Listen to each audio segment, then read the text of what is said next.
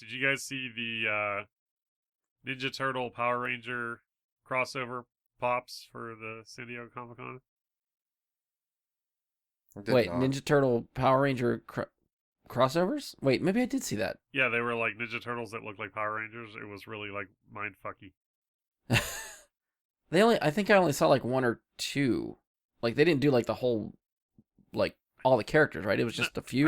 I think I just saw Donatello, but I assumed that they would have done it to all of them, gave them all of that treatment. There's only four. Right. I mean, Unless they're just like that's the first wave, and then they're doing another wave later. oh, true, maybe. Okay, so they're doing a comic book crossover. Okay. With what? Wait, they are. Wait, those pops are from a comic book crossover.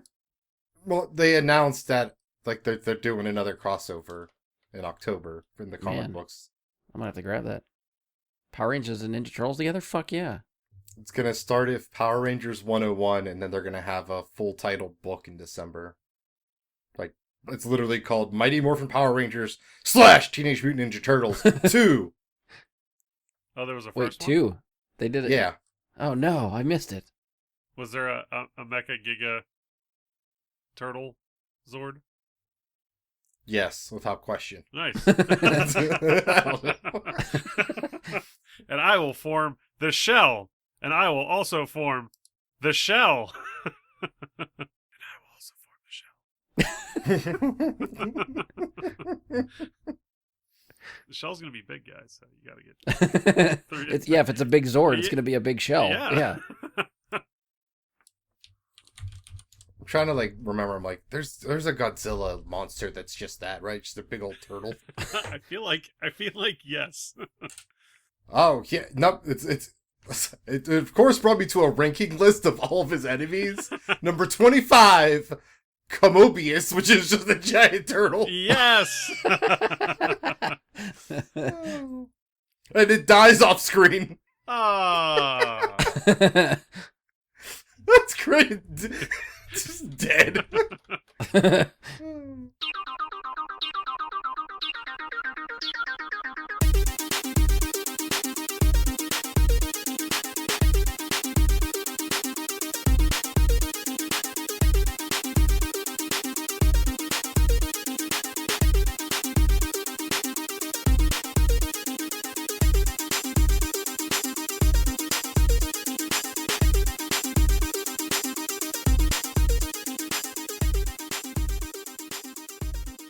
Hello and welcome to another episode of Brian and Super Friends. I'm your host Brian Labick, and joining me for this episode are two people that have already chosen to accept this mission: Andy Stolz What's up, podcast people? and Ian Leidick. Shag me later or shag me now? You going full on Austin Powers for this? That's what we're doing, right? No, you did not get this memo. What the hell? That's the mission I accepted. Me and Well- Austin are going to the 60s, or was he from the 60s? Wait. I think he does a little Time bit of both, right? travel. The first movie is like him from the 60s to quote present day 90s or whatever, and then from the second one he goes backwards to back to the 60s. I think so. To save us from the future that is Aku? Yes. I know you didn't get that Samurai Jack No, reference. I did not. Did I give it away? I've always wanted to watch that show. I just never have. I want to watch the reboot they did. I never did that. All right, so the mission that we actually accepted is the Never Seen That series for the Mission Impossible movies. So we haven't done a Never Seen That for a while. We've done them to varying degrees of success for the show. So I started, I think way back, I tried to do it with Star Wars. I tried to get a couple people, some friends of mine, to watch Star Wars that hadn't seen it. I think we made it through A New Hope and Empire before that kind of fell off and we didn't finish. Then we tried Lord of the Rings. We made it through 2/3 of that series, and then same thing happened, scheduling, and just kind of fell off. Josh and I think we're bouncing back and forth between a few movies that we hadn't seen that were kind of like one-offs for a little bit. And then we kind of came to the agreement at one point to trade horror movies for Fast and Furious movies. So I think that worked pretty well. They're all out there, I guess, if you want to listen. We haven't done them for a while, so it's probably back within a year of the back catalog for the show. I'm surprised you didn't make an agreement, Ian, to make Brian watch some animes that you really like. And I Return for, offered Mission and Impossible. he refused. Yeah. Well, hey, if I was able to, you agreed to do this before we made some sort of compromise, so I'm going to take what I can get here. If I don't have to do anything else on my end, this is great. I'm gonna bring my Blu-rays. Going back to the Fast and Furious stuff, Josh has not seen all of the Fast and Furious movies. We kind of picked what we deemed sort of the best ones in the series, and I think that was enough for him. He was at the very least learned about family, so we moved on from there after that. 2, 4, and 5. We did 1, 2. No wait, we did 1, 4, 5, 6, and I don't think we did 7. I think we stopped there. Maybe we did do 7. I think we did 5. 6. Well, 5's the best one. We did 4 or 5, yeah. Yeah, but we skipped, 2 and 3 we skipped for sure. And then we definitely didn't get to 8 and 9 because those are ridiculously John Cena! Yes, that happens too. I can't believe you didn't do 2 and 3. Those are great movies. They're fine, but I knew I wasn't going to be able to get Josh to sit down to watch them all, like, really willingly. Plus, I didn't know how many horror movies he was going to pick for me, so that seemed like a nice, good number. Get to about 5 movies, I think I might have been able to handle that, so... Oh, I just remembered our agreement. You're going to watch Crimes of the Future. No, that was never a good point. No. The Cronenberg film. No. Yes. Where they Never lick agreed the upon. chest wounds. No. That was definitely not a Say thing that lick. happened. No. Lick? Oh, yeah. Well, or she blows into it. I'm not sure. None of I that haven't sounds seen the great. film yet. None of Like that. a Nintendo cartridge? You I just need to gotta- make that. I need to make that whole surprise. Stop the episode of making this. Ian just found his next meme. It's going up on YouTube.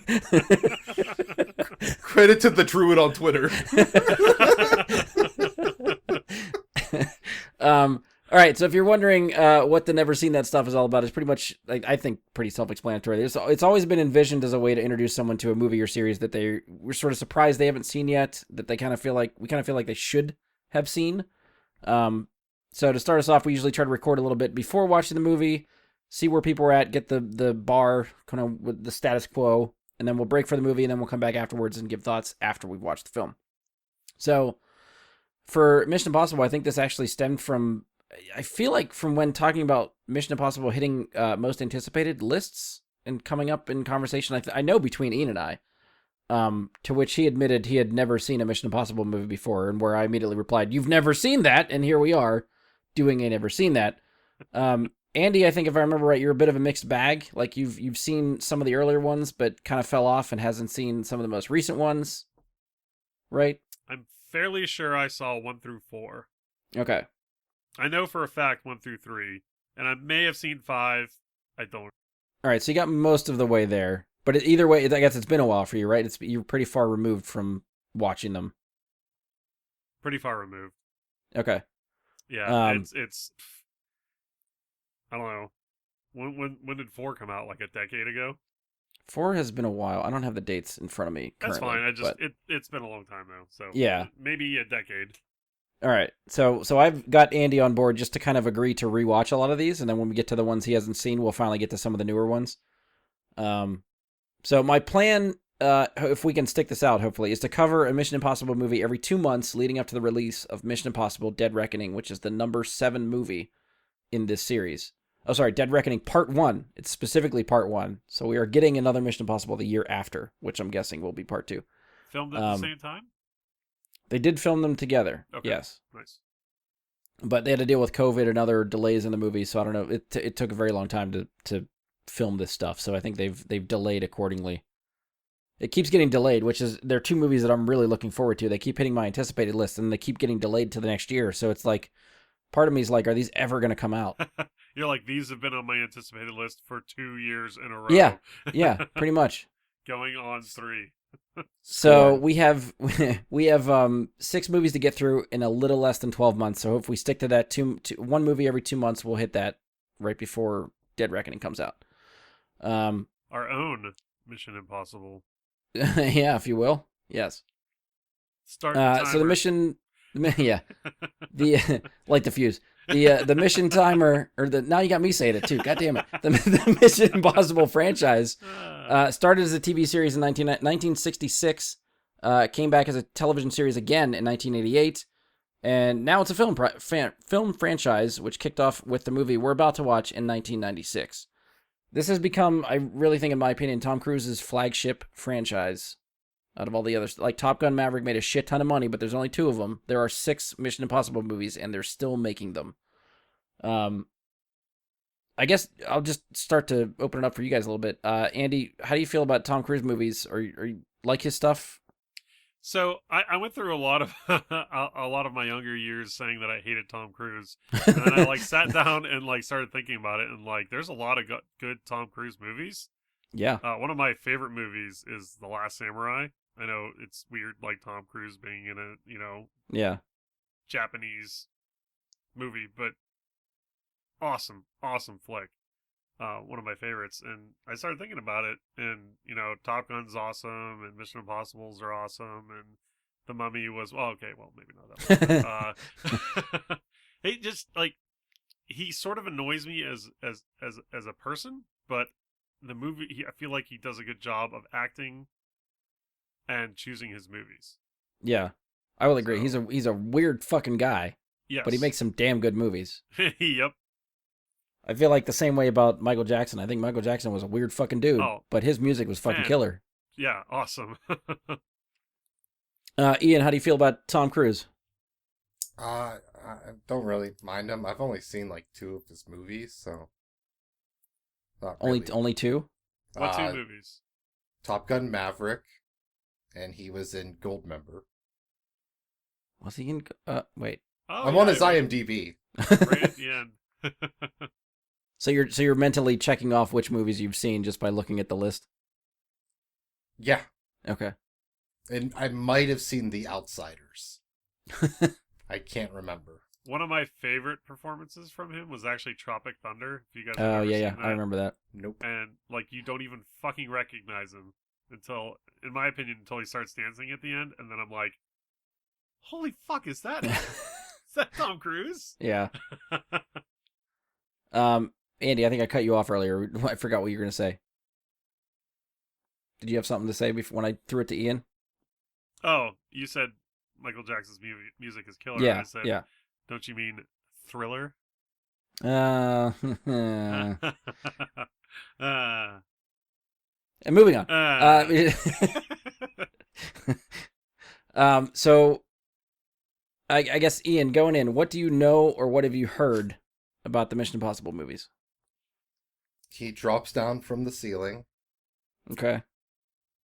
He runs. That's a staple in most Tom Cruise movies. And eventually, he goes rogue.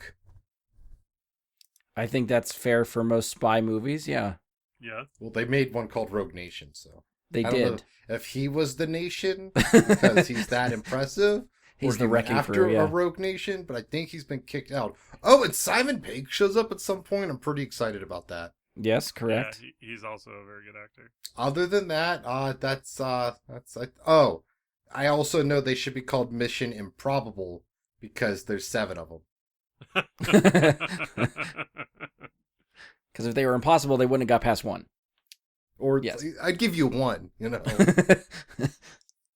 Or, 7 different teams trying to take on the same impossible mission and all of them failing. And each time you hope that Every the next movie's a one new will. team because the last one has died trying to do the Yeah, impossible doing the same mission. Yeah. And then, Yeah. like, every movie you're watching, you're like, they're going to do it this time. And then, like, just, you It's get always the same mission, Yeah, just you- different teams. Yeah. And then you just get the carpet pulled out from under you every time. You're just like, I really thought they were going to do it this time, guys. Damn it. They would make 7 of these and fail every time, right? Like they have to do it one of these times. I feel like you could make a Sure. good Oh, no. Those fuckers, they did it again. like a good space movie like that where they eventually find the other like 6 ships that blew up, but it's too late to turn back now. It's what is this, some kind of suicide mission? Space Mission Impossible. We should pitch this. It sounds awesome. I'm in. Ooh, but the colon is but actually impossible. Yeah.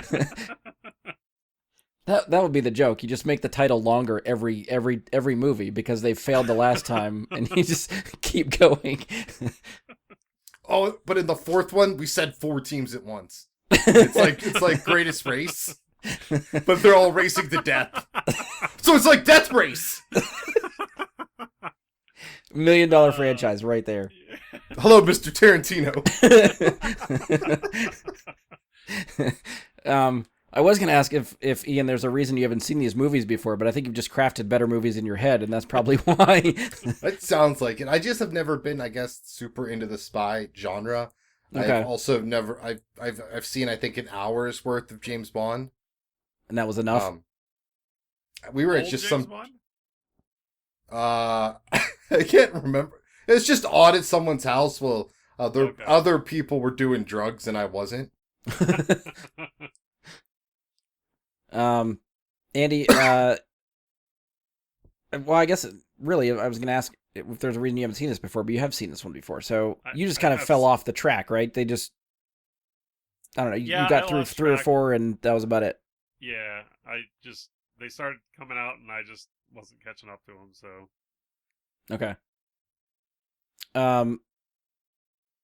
I guess, Ian, do you have any predictions for what we're about to watch? I think this is the one where he drops from the ceiling. Okay. Is that the only one you want to throw out there and see if you're right, and then we'll reconvene and see what the tally Okay. is later? No Simon Pegg. He drops from the ceiling.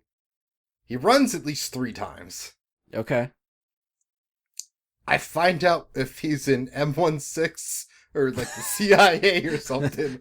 So I'm actually curious now thinking about it. I'm like, I know he's in government, but I don't know like where if they made up a fake agency.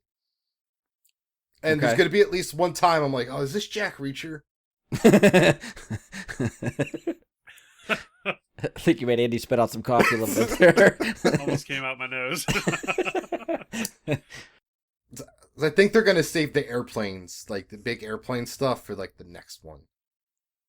Okay. Yeah, I'm we'll assuming get to he's going to predictions. fly an airplane. We'll get to predictions before each movie. So every Yeah. time we do this, we'll see what you think is going to happen in the one we're about to watch.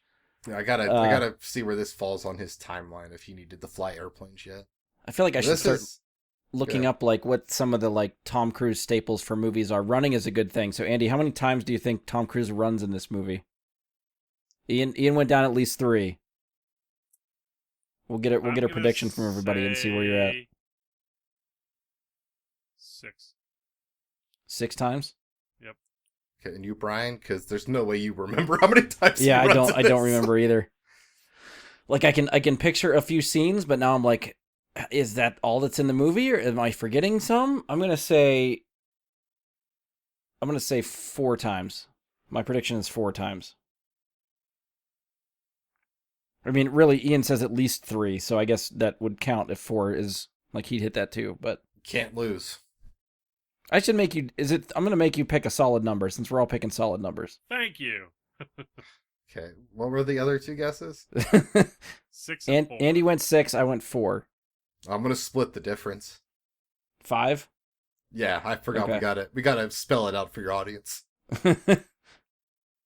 All right, 4, 5, and 6. We'll see who's right when we come back after watching the movie. I'm gonna guess 5 every movie. I feel like some of these you will be right, and some of these I I think feel we're going to like- be surprised at how much he runs. we should throw like over unders and put like $1 on each movie. We need This, to find this one's gonna set it. Like, if he runs like 15 times in this, I'm fucked because it's gonna be more than the last one. I feel like we also have to do like a maybe like somehow I don't know how to accurately do it, but clock how much time he runs because some movies he might only run once, but it is a long run. So I don't know how we can track that, but like time on screen running or something like that, I think we have to somehow get to that. What about different cuts of him still running? I Like, would let's count say that he's as one running- instance. Like it's like- the act of running, even if you're seeing it from different angles. It's the same. That's Okay, one. So he's running, chasing down a car and speeding away from him, and they cut to the car, they cut to him, they cut to the car, they cut Yeah. to him. All the same instance of running. Yeah, I would think if Okay. he Unless he comes to like a stop or something. yes, I would say the same thing. If he catches the car and stops, but then has to run again, I'm counting that as 2. Because that was the wrong car, or they got into it. They rolled out into a different car. And there's gonna be at least one time I say, "What is that?" And it's a phone booth. Oh shit! I think there is some in this. I was gonna say, and surprisingly, I think they show up in some of the newer movies too. So I can't wait till we get to like recent ones when it's still coming up.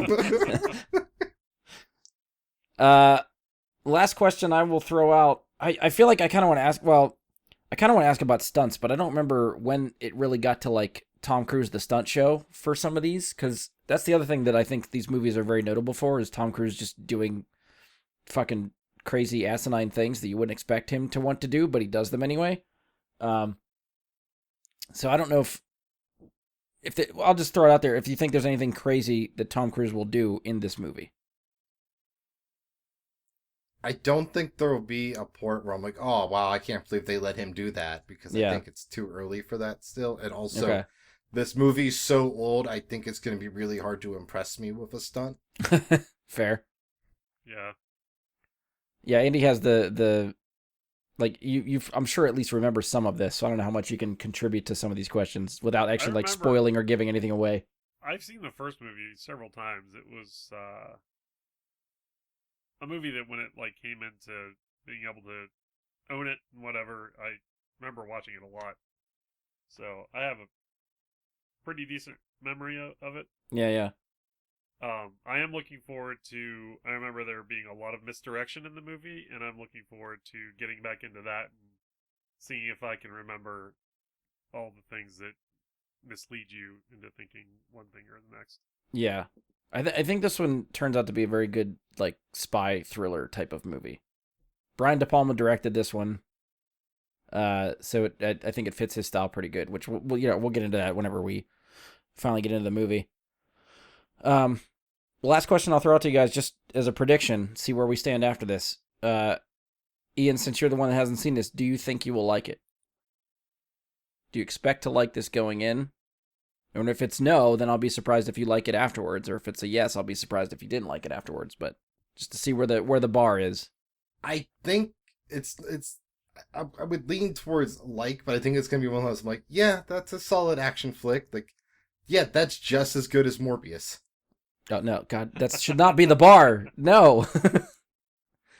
Andy, same question, even though you've already seen this before, but do you expect to maybe like it any more or less on a repeat viewing? I'm going to answer it in a different fashion. I'm going to say, yes, I think it'll still hold up. Okay, that's fair. Anything else you guys want to throw out before we get to this movie? Nothing? Okay. No, I'm excited to see it again. It's been a long time, so.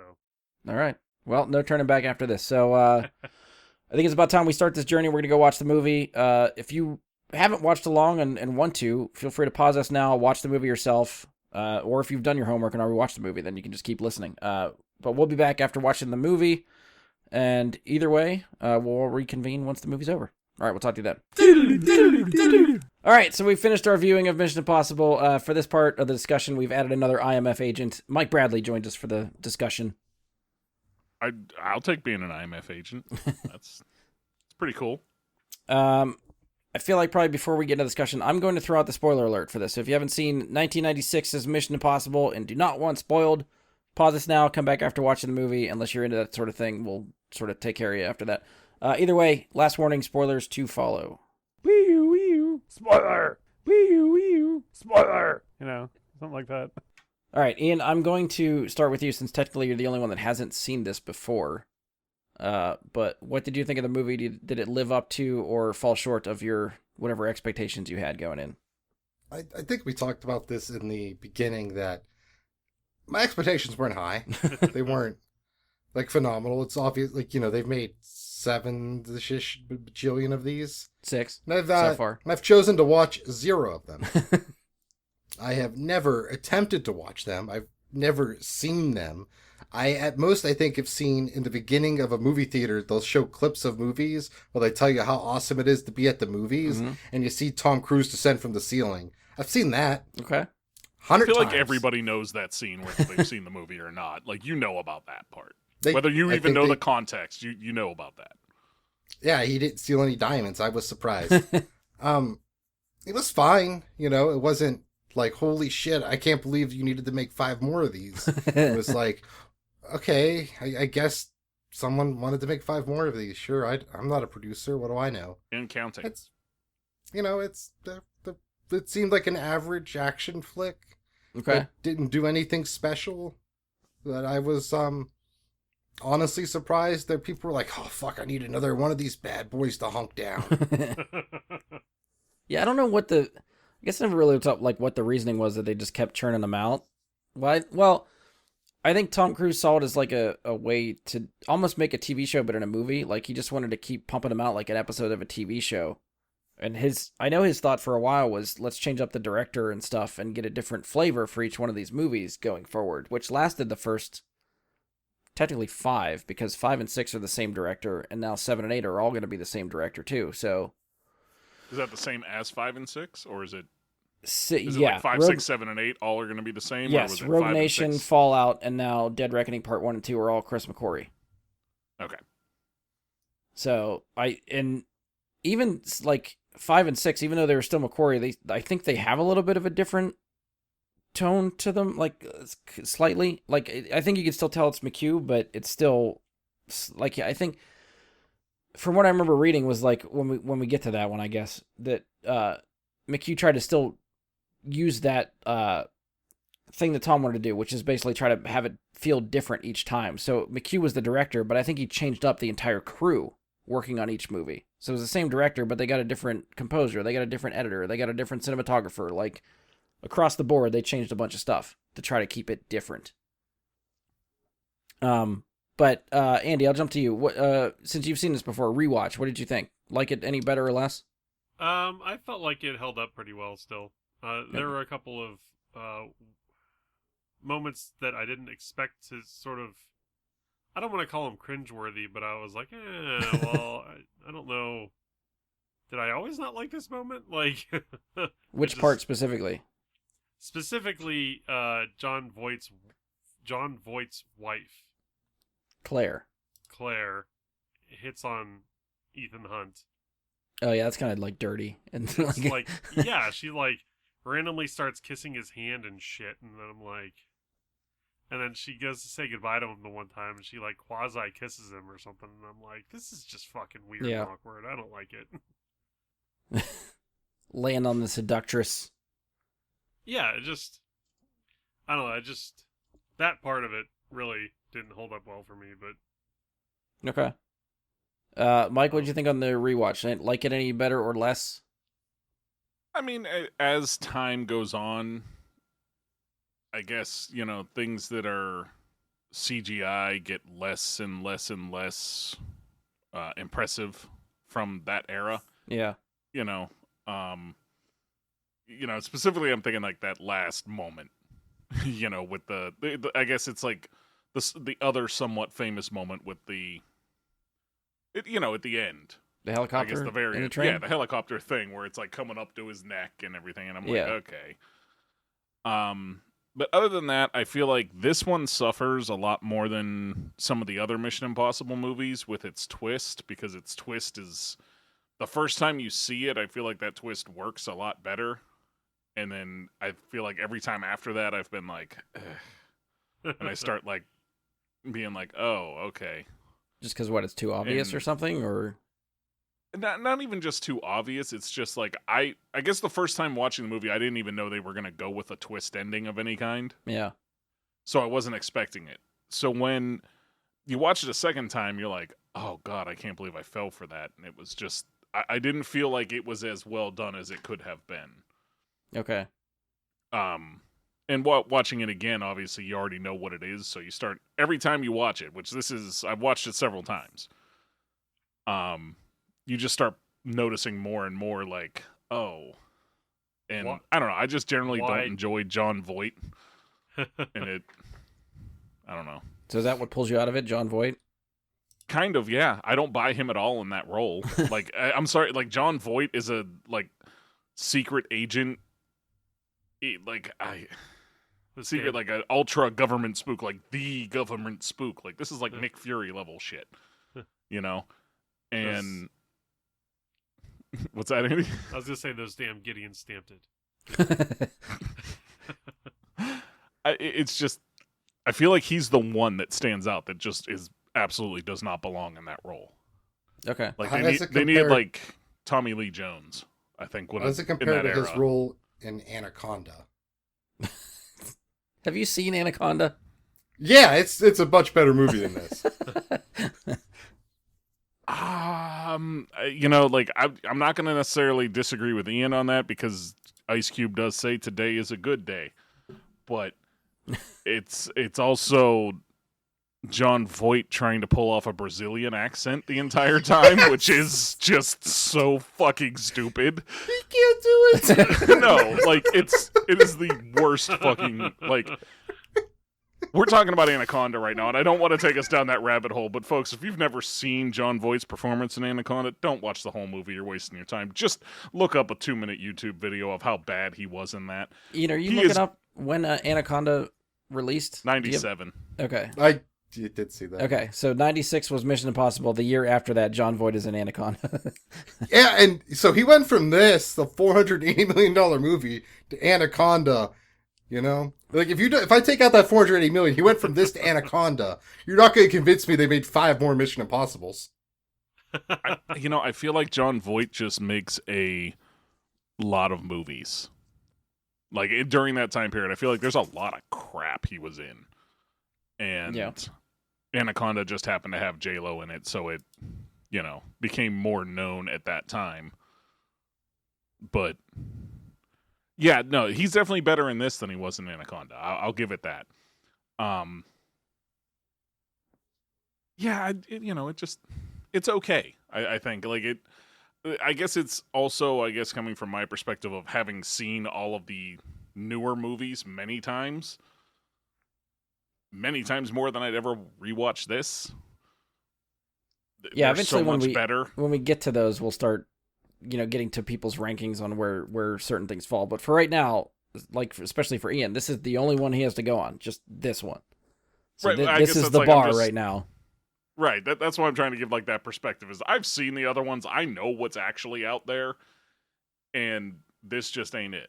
Like it doesn't even feel the same as the other movies at all. I mean, I think the new ones are definitely the top tier of what the franchise is right now. But I do think that I still really like this one a lot. I don't know where I'd rank. I really have to sit down and really think where I want to rank this. It still might end up being at the bottom just because I think some of the other ones are so good. But I think it's just like a spy thriller, which even the action sequences, some of them aren't like real flashy and big, especially compared to what some of the other movies in this franchise do eventually. It's a little bit more subtle and confined, and like you think like the whole action sequence in the middle of the movie when he's trying to break into the vault to get the knock list, like that is a slow moving action sequence devoid of any music and most sound. Like the pacing of the movie kind of slows down there, but you're still, in my opinion, I think still at the edge of your seat for a lot of that stuff. I think that sequence is really well directed and set up, and the suspense is there the whole time. Well, I think you feel that emotional attachment to whether or not that guy shit his pants. That is a lingering question for sure. Yeah, and how is he faring in Alaska? Yeah, that's right. He does get shipped up to Alaska at the end of that for doing his job and reporting to his superiors that someone stole some shit. Well, just like Top Gun, Tom Cruise in this movie does not follow orders. That guy would have followed the example, not following orders. He wouldn't be in fucking Alaska. So I want to draw a quick comparison to what I believe is the last Never Seen That series you did as well with Fast and the Furious, where these movies all seem to have that escalating, what can we do next? Oh yeah, Where, Fast and the Furious ended up going to space, where this is all done with practical effects. This is one of those things that I don't know if it started with this movie or not. I'd have to actually ask you, Brian. I'm sure you have the information, but with Tom Cruise doing his own stunts and insisting on that kind of thing, I think and this then is just kind of like ratcheting up what he's actually willing to really do. Yeah, I think this is one of the first. I think it started around this one because he is listed as a producer on this one, which lets him get away with more. Right. So And I think this too, is one of the first movies he definitely. produced. So I think they did let him do more of his stunts and stuff like that. That's right. Yeah. Like I said, I know 2 for sure he's doing it. Yeah. So I don't know. Like, yeah, probably. But yeah, they just keep ratcheting up just the way that Fast and Furious does. It's just in 2 different worlds. Yeah, I think You Tom Cruise, anything that I've watched like behind the scenes of this, well, even just learning about Tom Cruise, I guess, but he's a very big proponent on like really trying to get reactions and stuff out of the audience. So I think once he started ratcheting up some of the stunts, he realizes that's what the audience wants to see. And I think part of it sickly is some of the stuff he wants to do, which still freaks the hell out of me. I don't know why anyone would want to do this kind of shit that he does, but yeah, it's just escalating each and every movie, which I can't fucking wait to see what happens in the next one. But True. yeah, When you think about all the shit that he's done, and the time he seriously hurt himself was like a 3-foot jump that he did. yeah, Like, but it was onto another building, but it was like, it was Yeah. just like all the shit that he's done. It was just a jump. and that's he something busts that, his ankle in half doing it. maybe that's one of the other questions we can bring up as we go through these movies is like, what is your favorite stunt that Tom Cruise has done out of the movie we just watched, and then we can try to rank stunts at the end or something like that when we get through them all. See which one. Like the only one I can really think about in this one is the hanging from the ceiling. So Like I can't think of any other like Yeah, stunts. he didn't actually have an exploding helicopter coming at his throat. No. So, No, he had to let Claire mouth fuck his hand. That was a stunt. can I do that one next? Can I sign up for that one? I'm assuming though they had to have had him in a wind tunnel, right, for the speeding train on top of the speeding train, to have his hair blown back as much as it was. Probably, yeah, something like that. Because I don't think that's not an effect. That's some sort of practical, like it's not a CG effect. That's some sort of practical thing there. Yeah, Like I think some of the stuff around him is CG, but definitely the wind blowing is yeah, not. they had to CG. have had him in like one of those high-speed wind tunnels or something. Yeah.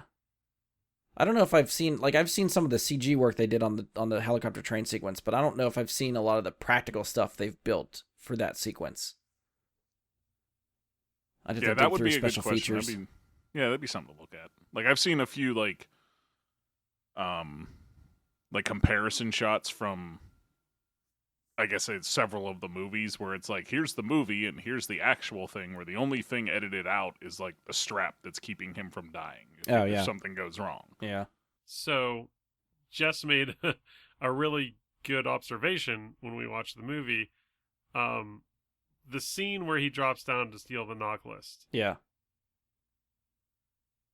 Do you guys know when Cirque du Soleil came out? No. Did this movie spawn Cirque du Soleil? Because didn't it look like he was doing fucking Cirque du Soleil when he was like toe tapping on the thing and flipping around and A little bit. yeah. I don't know enough about what all the tricks that Circus Delay does. Circus Delay does. So I don't know. No, the answer is no. That started in 1984. Oh fuck. Okay. So Tom They Cruise just stole got- it from them. Yeah, it's just the other way around. That's all. So it Cirque du Soleil didn't get popular until after Mission Impossible, when people were like, "Oh, we can see that shit live." Tom Cruise is Sure, going to fall from the ceiling and do some tricks for us. Here we go. Yeah. They were hoping for a guest performance. That's what it was. The one thing I know behind the scenes about that drop sequence is that when they were shooting it, the front half of Tom's body kept hitting the floor. So to even him out, they put quarters in his shoes No shit. to balance him. How many? I don't know what the number How? was. I just know they used quarters to balance him out so he wasn't top heavy. And he's the type of guy that I bet figured out how much the quarters in his shoes weighed. So he did enough arm exercises to pump up his arms enough so that next time that wouldn't be a problem. I gained the 0.76 ounces that I needed in muscle on my top half, and now I'm perfectly balanced. One of the things I mentioned is that they switched directors and stuff for every. Well, they were switching directors for every installment of the movie. So the first one we get is from Brian De Palma. It's the one and only Mission Impossible we're gonna get from De Palma. So what did you guys think of De Palma's direction as our starting point into this franchise? Andy, I'll start with you.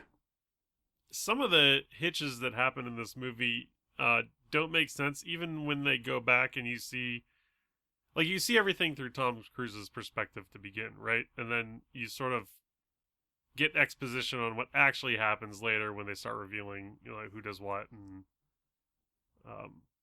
for instance, the gate scene where Krieger is later to be revealed, Yeah. stabs the guy and then somehow the lady also gets stabbed through the gate as well, which doesn't make any sense coming from somebody who's supposed to be a highly trained agent. Yeah, let Like, me you walk can't over get to the away fence from- and stand right in front of it you as the can't guy in get- front of me just got stabbed. Yeah, you can't get away from like a 2-foot arm reach from through the gate. You back up a couple steps and then start fucking running. Yeah. Like, Go over there, because what are they gonna do? Stab you? yeah. Like that part didn't make a whole lot of sense to me. So I feel like directorially, it just didn't. It was a speed bump that made my brain sort of hurt a little bit. Yeah. That I wish could have been better explained, or I don't know. I Something mean, I better think you there. can rationalize that by just she needed to get the list off the dead man, so she had to go over to him getting stabbed. to Oh, get that's the fair. list. That's a fair point. I don't think I would have connected those dots until you just said that. Yes. Ian, what do you Mission think of critical. the direction?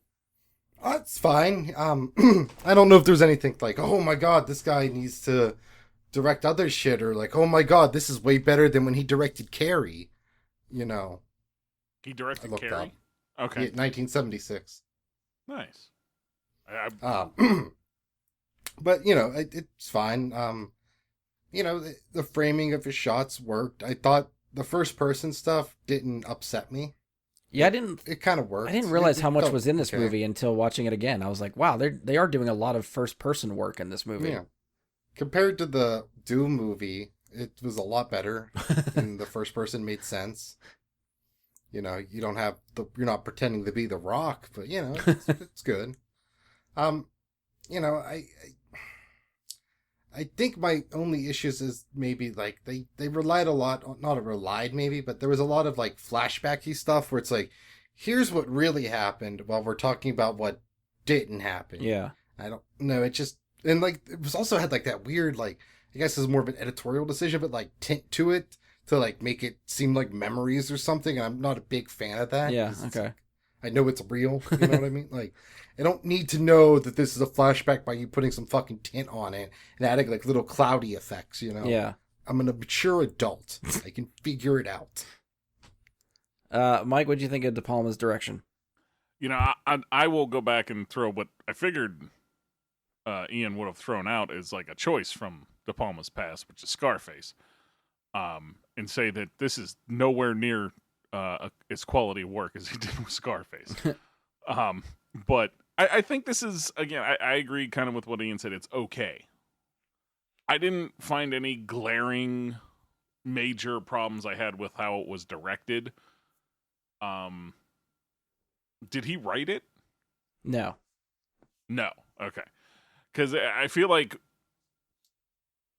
part of like Andy's issue it falls on the director and the screenplay in that instance, I think. Because he's trying to work with what they put for him. I don't know. Like I don't want to entirely blame him for that sequence because he didn't write it. Yeah. I feel like I could probably just plug this every time we talk about one of these movies, but there's a podcast I started getting turned on to just from hearing it from other places, but it's called Light the Fuse. And it's two guys that Okay. just go through the Mission Impossible franchise. They actually just hit 200 episodes today on this, talking about Mission just- Impossible for 200 episodes. I mean, they've dabbled in Wow. some other stuff. They've talked to some John Wick people and some Top Gun people. But for the most part, they've done 200 episodes on Mission Impossible. So they've got some deep dive episodes of like alternate versions of what some of the movies were. Behind the scenes, like they talked to De Palma, they talked to Brad Bird, they talked to Chris McQuarrie, like directors, writers, screenwriters, editors, composers, like a lot of people that are involved in making these movies. They've had them on the podcast to talk about them. So that part is really cool to me. And if you want to just hear about how some of these got made and some of the stuff that could have happened, some of the stuff that changed, like that's a good resource to check out. And I feel like the I had writers for this seem pretty good, so that's why I'm, I guess, also a little surprised. that's what I was I thinking mean, about. De Palma's So a pretty good director. Like the- it's Yeah. that was one of the stories I remember from their podcast. Was the two writers? It was I had it up and now it's gone. Steve David, Zalian and David Koch. yeah, David Kep and Steve Zalian. So they were the two that eventually ended up writing it. Robert Towne and David Kep. De Palma basically, I think, tasked both of them to write a movie. So they were both in like 2 separate hotel rooms. I can't remember if it was in the same hotel or not, but writing different versions of the script, and they eventually just picked one of them to go with that script. It must have been David Koepp's, because Robert Towne isn't credited as the story writer. Okay. Or maybe it was vice versa. Maybe they started with Koepp and Zalian's story and then made the screenplay with Towne and Koepp. I can't remember. I can't remember if a story comes first and then the screenplay, or I think screenplay is what they use for the movie, so screenplay has to come second, I think. Yeah, the story would come first. And Okay, so maybe I had it reversed. But either way, they had like 2 competing writers trying to write like the same thing in 2 different places, and then they just kind of picked one and went with it. So that was kind of interesting. So maybe that's some of the disjunction with some of the writing. It just didn't have time to fit. I know they were against the gun, I think, when they wrote that. Okay. Yeah, but how much coke did each have? Was it an equal amount of coke? That I don't have the answer to. I don't know. Some of the direction I think for me was kind of cool. Like I liked, maybe it's more of an editing choice, maybe actually, but the whole sequence where Jon Voight comes back, he talks to Ethan, and Ethan's playing through the scenario in his head as Jon Voight says it was Kittredge, and Ethan's playing through the scenario talking to Voight like he's saying it's Kittredge, but he's seeing Jon Voight's character do everything. Right. Like that, I thought that was a cool choice. Like he's saying one thing, but he's thinking something else, and you're seeing what Ethan is thinking. But I still think that the whole sequence in the beginning when they go to the embassy and have to steal the Noctis to begin with, I think how all that plays out is really well, like very, very suspenseful. I think that sequence still holds up. How all the team members start to get picked off. And then even when Ethan sits down and talks to Kittredge and starts pointing out the other team that was there the whole time, like that whole thing I think was really cool. Yeah, I don't know if there's anything else that sticks out to me right now, but so I was trying to think of like stuff to ask. Again, since this is a franchise, there are some things that repeat. I'm going to ask at least this group of questions, hopefully every time, and we'll see what everybody thinks. So, cold open wise, what did you guys think of the cold open, Mike? This is the sequence that opens the movie before the title sequence. So it's just the dead hooker with the guy and the mass gag right at the beginning, at the very, very beginning. As a cold open goes, how do you feel about that one? I mean, I'm trying to fairly assess, like, back in 96, how did this work? And I'm thinking, like, back then, that was pretty cool. Because I feel like cold opens weren't a big thing then. And now we're much more used to it because so many TV shows do the same thing now. Yeah. But back then, it wasn't quite as common. But it's also something from James Bond, kind of. Yeah, James Bond, that was always a staple for them, too, yeah. Right. And this one in particular, it's okay. I mean, it reveals a major plot utensil in the face mask stuff. So it has a purpose, and that's good. And it's a cool purpose, because at the time, you weren't aware of that. Yeah. Because, like, some of the other disguises in this movie, that it's very clearly fucking Tom Cruise underneath the damn mask. Oh, yeah. So, like, I feel like in that respect it did better, but it was okay. Pretty good. Ian, what'd you think of the cold open for this one? I mean, you can never go wrong with Dead Hooker. That means it's been a good night. I'm glad that's on record. It's a classic gag. Everyone does it at the frat parties and their bachelor parties. It's fun, like, hey, Dead Hooker, how are we getting out of this one, Johnny? I enjoyed it. I don't know if we needed to establish that masks are real, I think I would have been fine finding out later if people wear masks. If you're gonna, like, capture the guy anyways and probably kill him or take him to a different CIA black site, probably don't need to be disguised, Because as we clearly established, Tom Cruise can't do voices. That's why when he's wearing the Jon Voight mask, he doesn't talk. Yeah. So it's kind of like, well, it's just a fucking mask, and this guy is becoming a non-person after this, so what's the mask for? See, I guess I never saw it that way. I always saw that whoever they're questioning in that sequence, that they presumably pick him up somewhere, send him, like, he's thinking he's picking up a lady. Presumably that lady drugs him. He passes out. They bring him to this staged area, make it look like he just wakes up and has this dead girl next to him. And then I don't know, it would be some sort of police or somebody shows up, which would be Ethan Hunt in disguise, questioning the guy, like, as an authoritarian figure, like, you're going to go to jail, we're going to get you for this because you killed this lady, tell us what we need to know. He finally tells him what he needs to know, they re-drug him, and then they ship him off somewhere to just basically let him wake up in a gutter somewhere, and he's going to think it was a dream or something. I guess I never saw them as arresting him or killing him. I figure they're just going to set him back in the world. Because, like, you're not going to go out there after that and immediately admit, I don't know what the hell just happened last night, but I may or may not have killed a hooker. No, but you might tell people you leaked this information that's really important. Well, then that's on, like, Or whoever he If leaked. they can that- remember that they leaked it. That it's a too. loose end. Right, but at that It's point, an I think if, unnecessary. It's the CIA. They killed Martin Luther King Jr. It's a loose end. yeah, I guess I didn't All right, see I don't know about the all good that, guys but- as just offing the informant right there. They're not good people. They work for the CIA or the government. No, They're not no. good people. It's the IMF, dude. It's not the CIA. Either way, they have one of their members is a drunk alcoholic hockey coach.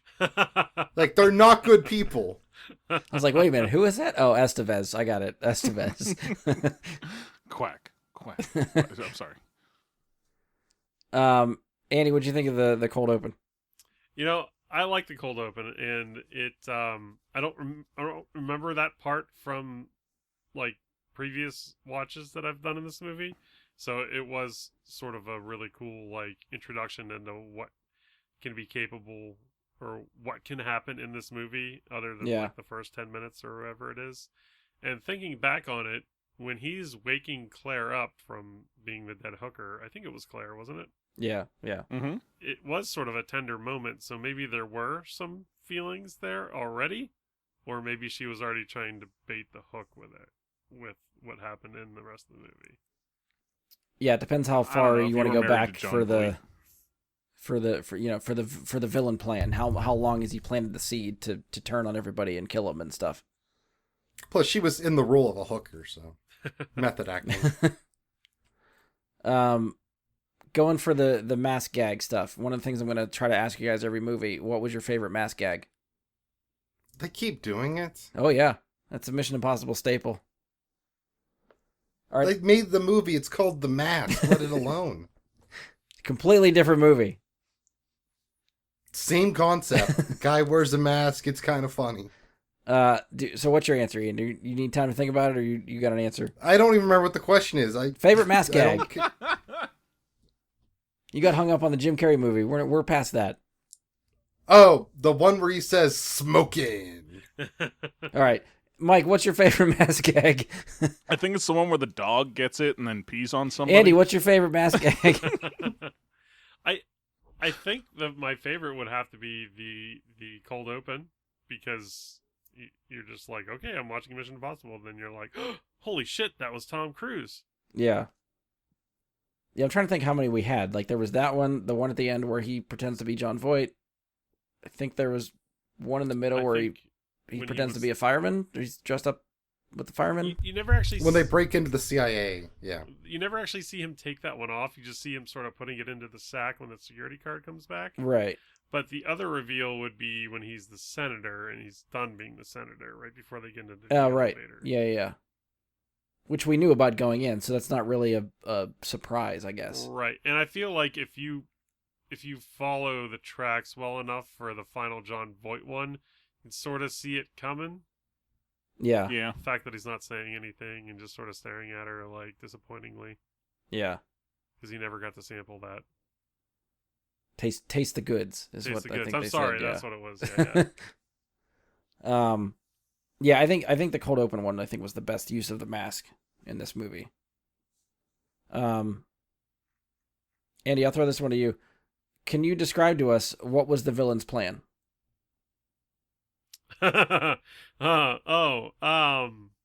I believe the villain's plan was to get the Nautilus, sell to Max, make a whole bunch of money while framing Tom Cruise. I actually think that's pretty spot on. Yeah. Any disagreements from Mike or Ian? I believe he wanted to retire to Prague Morbina. I don't know where you're going with this, and it kind of scares me. Morbina. It's Oh by God, Dr. no, Michael no, J. no, Morbius. no, no. I heard it the second time. Fuck you. A question we're probably gonna have to ask every movie. Mike, I'll throw this one to you. Does Ethan go rogue? Does he go rogue? Yes. I mean, is that an opinion, or is this just something we just say yes to every movie?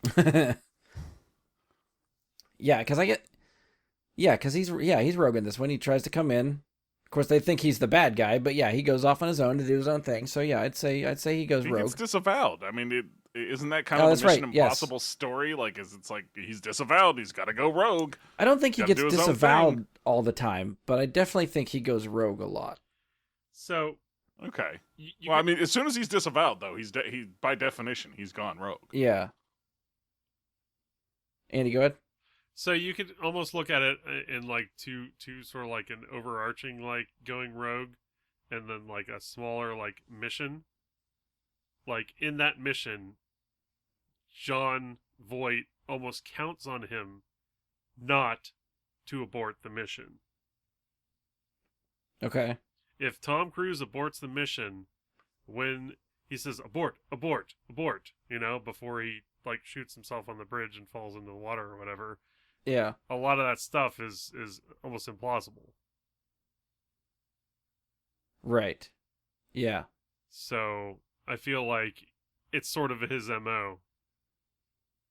So this whole go series of movies rogue. could have been avoided. Well, no, because if he doesn't go rogue there, they still kill the guy. Krieger would still kill the guy at the fence. Right, but And he would still steal the list and then presumably still plans to kill Tom Cruise off just somewhere else. but or what we know now frame is him that still. that disc was a fake.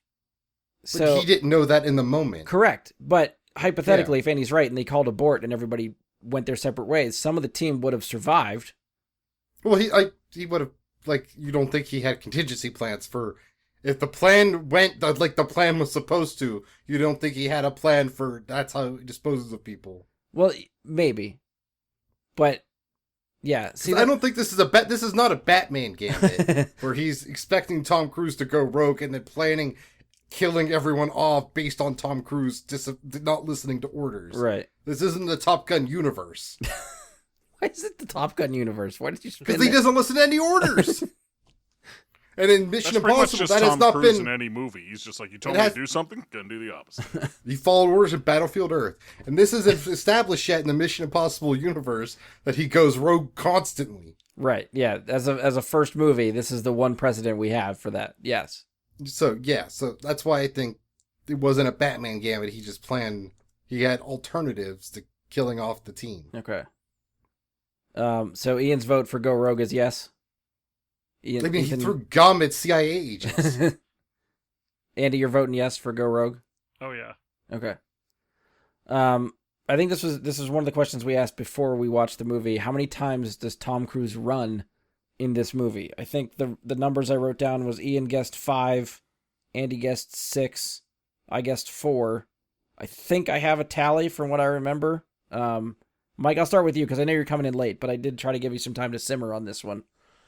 So was this meant to be a guess on how many times he was going to run without having seen it, or was this meant to be a remembrance of how many times he ran? We guessed before watching the movie how many times we thought he was Ah. going to run. Okay. So we should take these, like, before Mission Impossible 2, we should get a guess on that. Yeah, we could try to do that. Okay. But as a final, just as I mean, I think, like I said, I Since it think I wasn't have a right as answer. far into the series, I'm going to go 3. Okay. Ian, what did you think the final tally was? I think it was 3, but I do want to point out I did say at least 3. Right. And But then you made me. we made you then pick a number. Made me say a number. Yes. But I said before this all started at least 3, so I am technically correct. Wait until you see Brian's numbers actually 4, and you're like, Andy, what do you think your final tally is for Tom Cruise running? 3 after watching the movie, so I was half right. I think 3 was the number I came up with. I think it was all in the first act of the movie. I don't think he runs No. in 2/3 of this movie. Wow. I was just going. You told me like you guys guessed 4, 5, and 6. I was just Price is Writing. Yeah, I That's all think I I'll was give you doing. the less than at least 3, and that is what you said. So I think we were all right. Because I think the only time he's running is in like chasing the knock list. He doesn't run at the CIA when they're stealing the knock list again. He doesn't run on the train, and he doesn't run. He can't really run outside the train. It's blowing him around everywhere. Unless you consider falling running. Yeah, no, we're not doing that. No.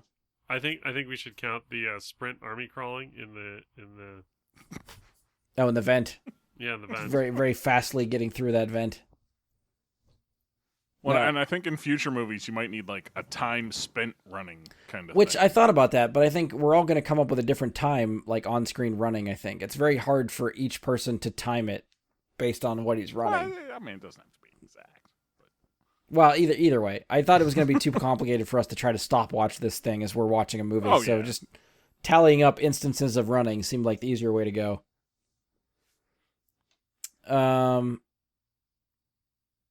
Favorite action sequence out of the movie, Andy? Which is your favorite sequence? Oh man, that's such a hard question to answer. There's a lot of really cool sequences in this movie. I feel like the speeding train with the helicopter is the most iconic, and it's the one I remember the best Okay. before the rewatch. So, Yeah. Sticking with that one. Yep. Mike, favorite action sequence? I mean, are we considering the lasers and the drop and action sequence? I would. I think that's going to be mine. Yeah, I mean, then I would say that. I feel like that was the most unique thing to the movie. I feel like all the others I've seen in other movies before. I feel like that one is definitely the most unique. Okay. And it was really well done, especially for the time with how quiet it gets while he's in there. Yes. Yeah. Yeah, all around, I thought it was a really, I guess it's like the iconic scene for the movie to me. Like, it's the one I remember the most. Well, like Ian said, that's the one they play in theaters all the time to promote theater going.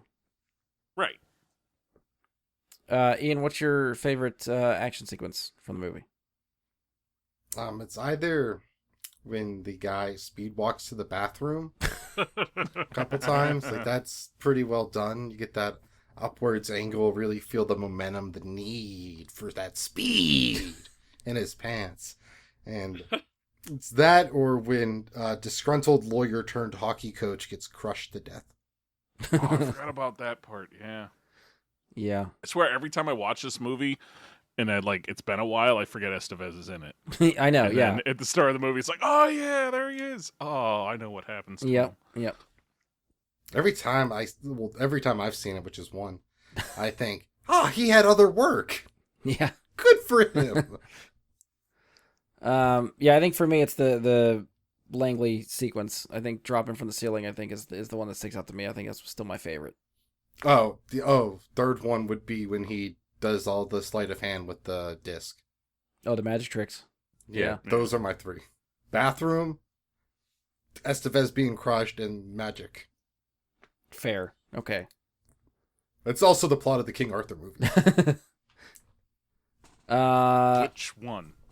All of them. Oh, okay, good. So we've hit pretty much all the questions I had. Those are all the hopefully the repeatable ones we'll try to bring up each time.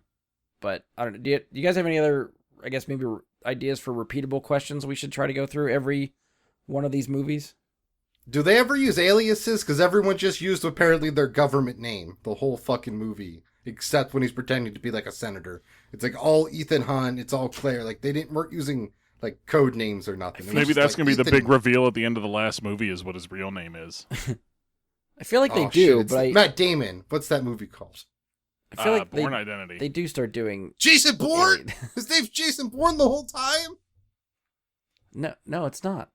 Right? No, it's not. Yeah, I had to think. Like, is it? No, it's not. No, that's what they call him the whole Yeah. time. No, I'm Yeah. talking about Ethan Hunt's real name's Jason Bourne. Oh, yeah. Okay, you lost me there. Sure. Well, yeah. Nailed it. First try. I don't know. We'll try to see if we can think of some other repeatable questions next time. You could look at like twists. You know what I mean? Like, best twist in the movie. Or did you? yeah, see like best twist, or did you see it coming? Okay.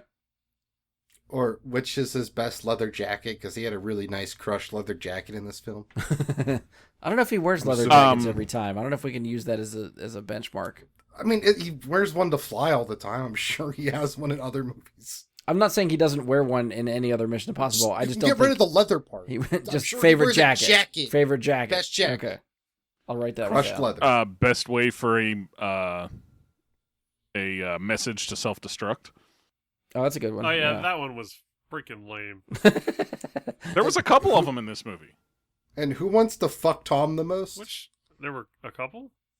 wasn't there? Well, I thought Max really wanted to fuck him I too. thought it was just one. Don't we get like the one that's like the Walkman or headset or whatever? That's like a cassette, Yeah, that's the only one. It's John Voight. and then lights don't you get a lights it. payphone?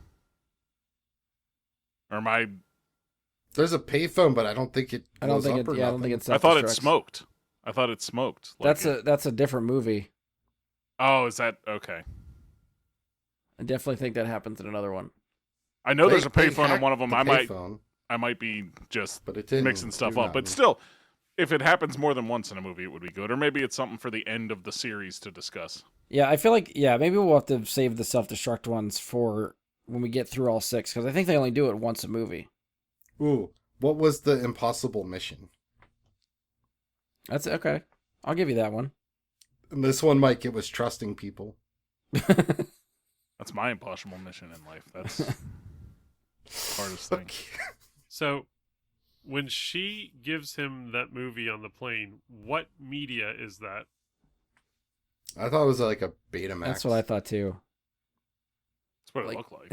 It's supposed to be like a video cassette, but it's not like a Well, VHS isn't- cassette. It's smaller than that.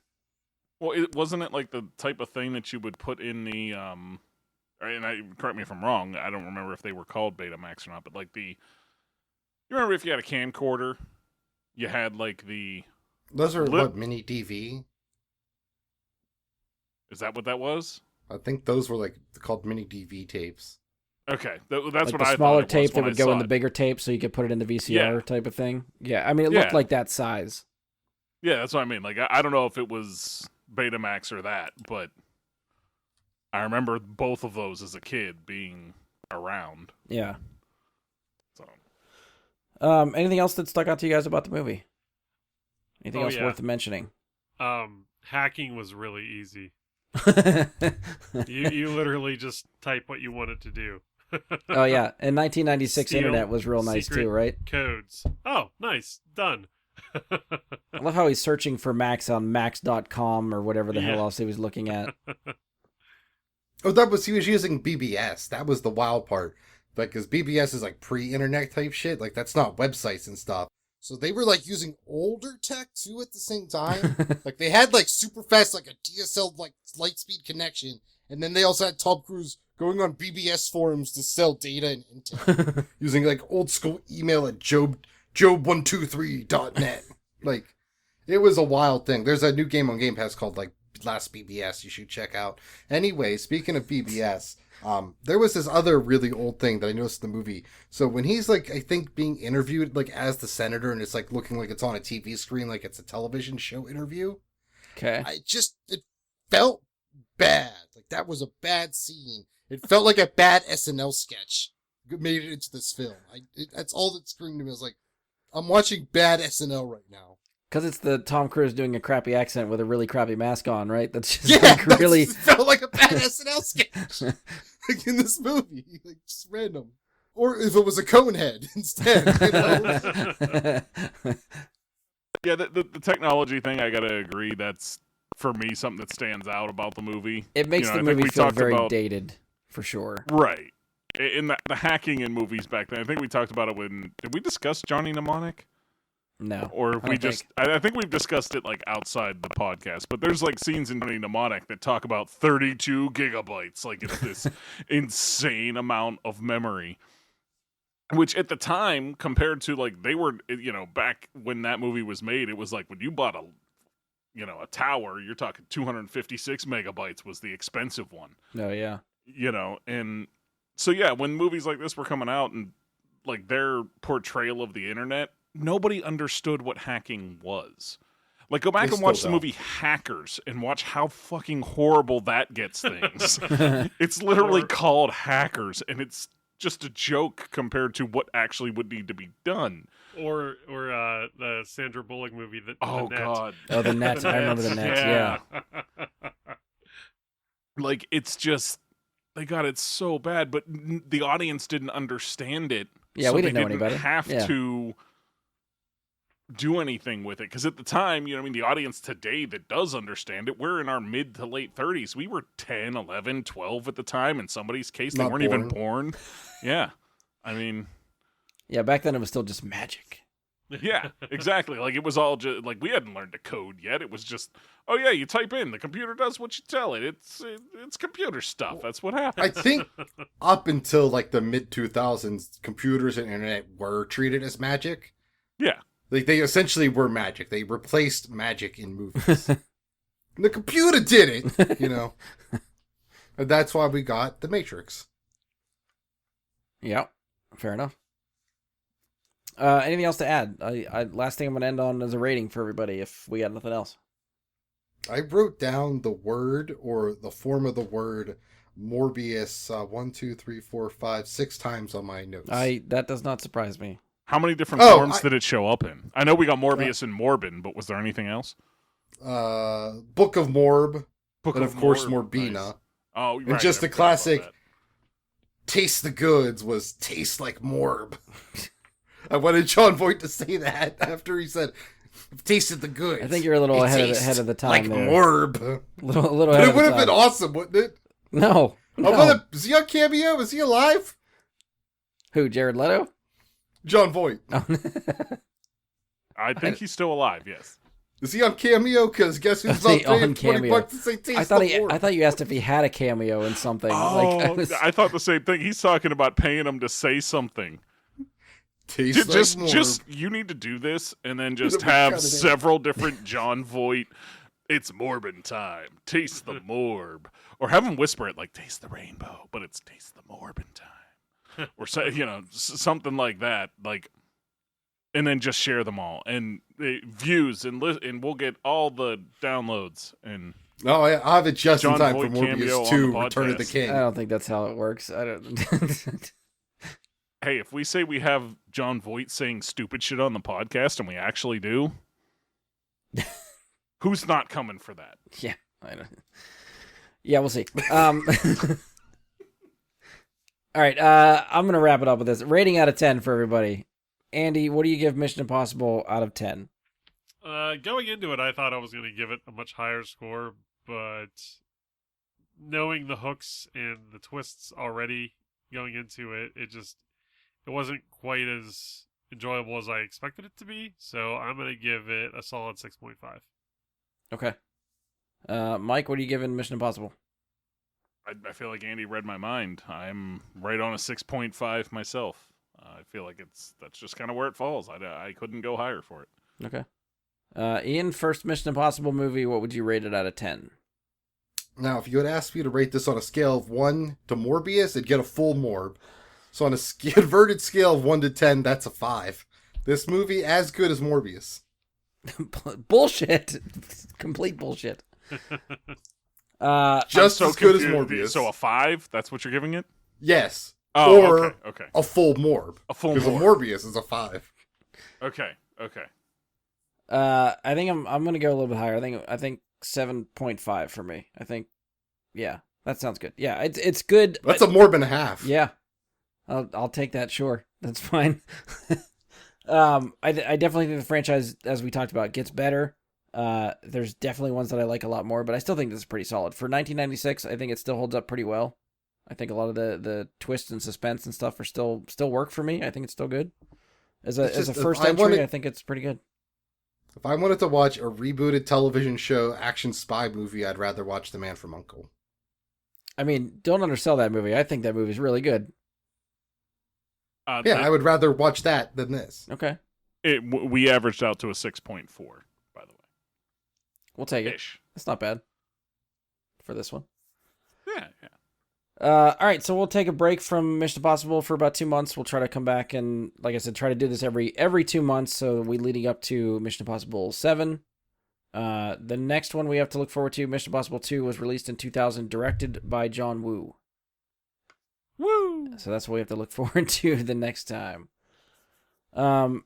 Next up for us, I think the next podcast you will hear, which is going to be weird because we're going to record it before this is even released. But next one you're going to hear should be the Harry Potter trivia that we're going to try to do. So by now it will have been live and it will have been recorded. But if you want to go back and watch the on-demand video, it'll be on my Twitch channel. I will save that video if you want to go back and watch us actually play trivia. We did that with the Star Wars thing for May the 4th. It worked out pretty good for Star Wars. So we're going to try Harry Potter and see how we do. Josh is going to be giving us the questions, so hopefully we'll all compete and do well enough there. I don't know. We'll see. I expect to be last, so we'll champs. See. Yeah. We're going for it. Probably. So yeah, this is even though, like I said, this will release after. So these are our predictions before. We'll see where we're at. But that's it. If you've enjoyed the show, please leave us a 5-star rating and review. You can give us a share on social media. Be sure to subscribe or follow the podcast wherever you listen. Spotify, iTunes, Google, Anchor, Stitcher, Amazon. Hopefully anywhere you're listening to podcasts, you can find us. As always, find us on Facebook. Search Bry Guy and Super Friends. Go to facebook.com/Bry Guy Super Friends. You can send us questions, comments, topic suggestions, anything there. Try to email us, bryguysuperfriends@gmail.com. It's legit. I haven't checked it in probably 6 months, maybe longer. I don't know. I lost count. Hit us up on Twitter @BGSuperFriends. That I will see, that I will respond to. Again, if you want to follow me on Twitch, it's Jedi Bry Guy, Jedi with an I, Bry with a Y. That's where we will have done Harry Potter trivia. Anytime you want to watch us do possibly a live recording, we sometimes stream it there. If you want to randomly see me play games here and there, I do that there as well. And that's it. On behalf of Andy, Ian, Mike, and myself, thank you for listening, and we'll talk to you next time. Toast. Toast. For a second, I'm like, why is Andy screaming toast? And then I got it. I understood.